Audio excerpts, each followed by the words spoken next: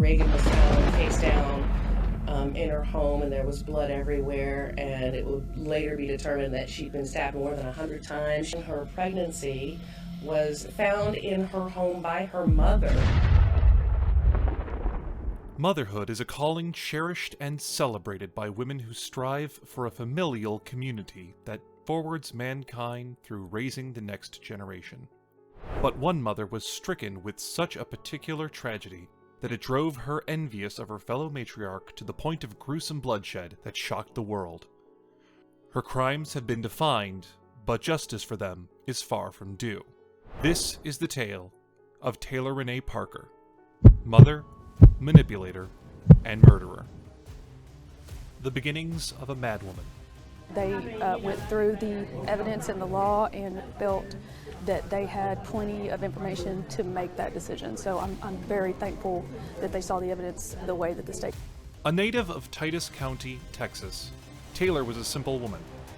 Happily married with 2 kids, tragedy would strike her down in 2015 when cancer took hold of her uterus, leading to a hysterectomy, or the removal of it. The 29-year-old woman who simultaneously committed both matricide and infanticide is currently on death row after a jury of 6 men and 6 women in Bowie County deliberated for an hour and 15 minutes to settle themselves with the decision of bringing her to justice last November, though in essence, no compensation, from the confines of the law or otherwise, can ever match the horrific crimes that brought Taylor into where she is now. Her motives were deemed psychological, most definitely driven by the loss of her womb. For what she did, however, Taylor wasn't concluded to be insane, at least during her prosecution, but she is nonetheless fit to be a mental case of her own. Though Taylor was rightfully saddened by her uncalled-for infertility, and despite being a mother of 2, her corrupted desire for more prosperous motherhood overcame her. Taylor befriended the pregnant 21-year-old and future victim, Michelle Simmons Hancock, as the beginning of her sick and twisted plan. On the day of her murder, Michelle was close to term with her unborn child, Braxlyn Sage, and was about ready to welcome her into the company of her loving arms. Their paths intertwining was a cosmic blunder in the grand scheme of things, and as soon as Taylor laid eyes on her friend's belly, she succumbed greatly to her motherly envy. Mistress of manipulation and princess of lies. For the deranged Taylor to draw herself closer to Michelle, she needed to fake an image of herself, a version of before her surgery. However, her upcoming victim wasn't the only one she needed to fool. Taylor got divorced in 2018 as a consequence of her marriage struggling after the surgery. She needed a rebound and took a keen interest in Wade Griffin, a 27-year-old roofing supervisor. She met her boyfriend at a rodeo in July 2019, and the two would have dinner dates and family meetups to get to know each other more. Wade knew nothing about his current partner's infertility, and his cluelessness would later put him on an emotional roller coaster, as he testified on Taylor's trial. Taylor's manipulative tendencies became apparent during her early interactions with Wade, taking advantage of his unsuspicion. Just after they'd met, she promised Wade financial and emotional gain to lure him within her control. Such examples of extreme manipulation included Taylor having her new boyfriend landscape family property her mother didn't want to be landscaped, forcing Wade to work on land he shouldn't even be working on, issuing him fraudulent checks, fooling Wade into immense debt, and especially emotionally guilting him into sex against Wade's wishes. Not to mention the elephant in the room, her faking a pregnancy with her boyfriend, who genuinely thought the child was his. This poor man was promised by this woman all the good things he could imagine, only to have none of his desires realized. The mad woman then made it clear she was indispensable to Wade, even though he got little to nothing from her.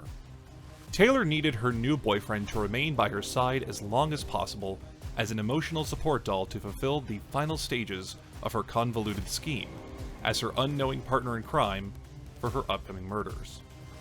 Keeping the ruse. Her ruse with Wade also needed to be maintained. Besides her false promises, she also needed a fake cast of characters for Wade to keep him in check. This cast of fake characters was an attorney, oil executives, and a Mexican mafia hit squad, to name a few. Wade fell so into the alternate reality Taylor had woven that each absurd lie his girlfriend spits at him is taken without further critical thought. After she got her boyfriend figured out, the next part of Taylor's plan was to play along with Michelle as a fellow pregnant woman to gain her trust. Since no one but herself knew about her missing womb, no one suspected Taylor as she bought fake bumps to mask the pregnancy her body could no longer perform. Though she sees Wade as a mere pawn in her plans, it's also appalling that she still desires to bear a child for him.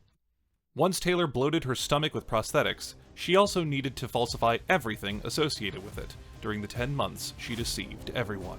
She kept the entire fake pregnancy going for months and months, going as far as faking her appearance, her doctor's appointments, her ultrasounds, and everything else. She even went as far as mimicking the side effects of pregnancy every morning and hosting a fake gender reveal party for a supposed baby girl.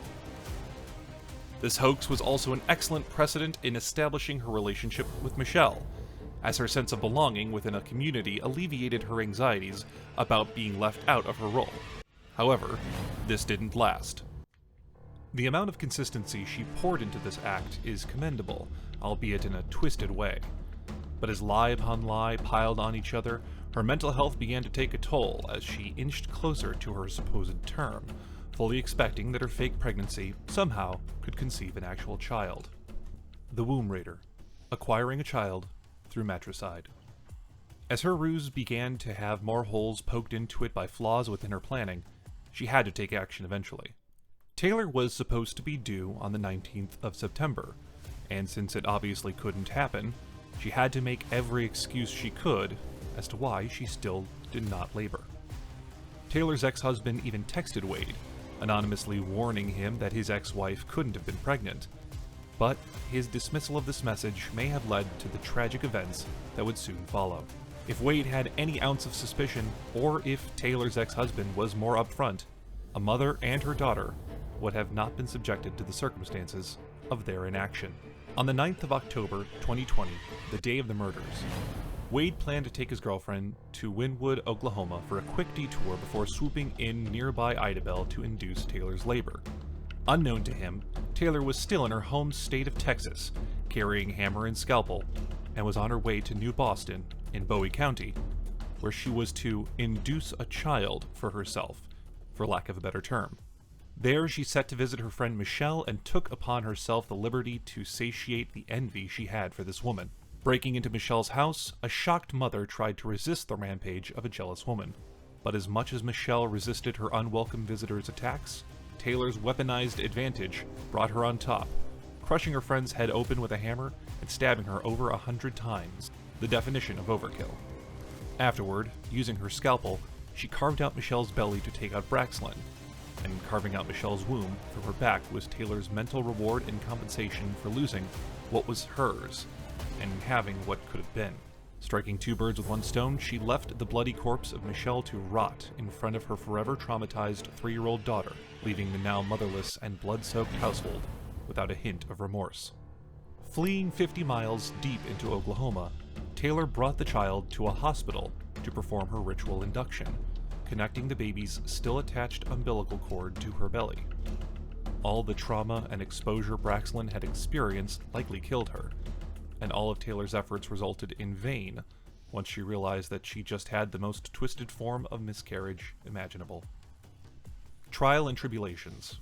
Carrying a dead infant in her arms, Taylor would proceed to be arrested in the Oklahoman hospital for her murders, and would undergo a 3-week trial that charged her guilty of capital murder. Michelle's mother, Jessica Brooks, made impact statements against Taylor for what she'd done to her family. Heavy burden feels lifted. I feel like now we can start trying to heal. We don't have this over our heads. We know where she's going to be, we know where she's at, and she's taken care of. I feel like I did.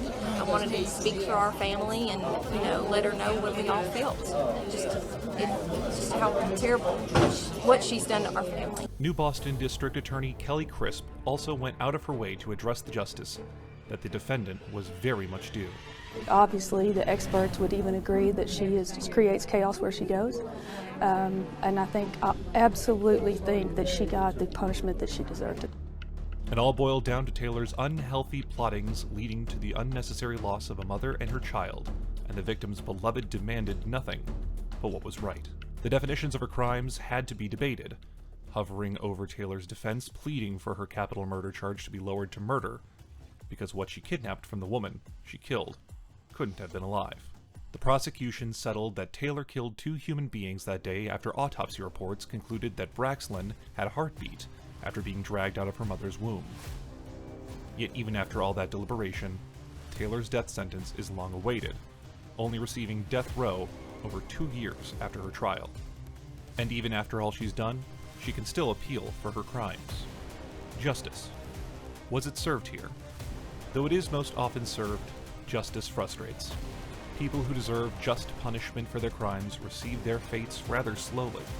Sometimes, not even sure. This frustration is aggravated by the criminals that get away with their offenses without facing any form of justice, or the innocents carrying out unjust sentences for crimes they never committed. Justice is blind because of this, or at least seems to be. Though the heartfelt sympathies of the beloved left behind are well understood precedents to incriminate this woman, she objectively deserves to face the consequences of her crimes, regardless of those emotions.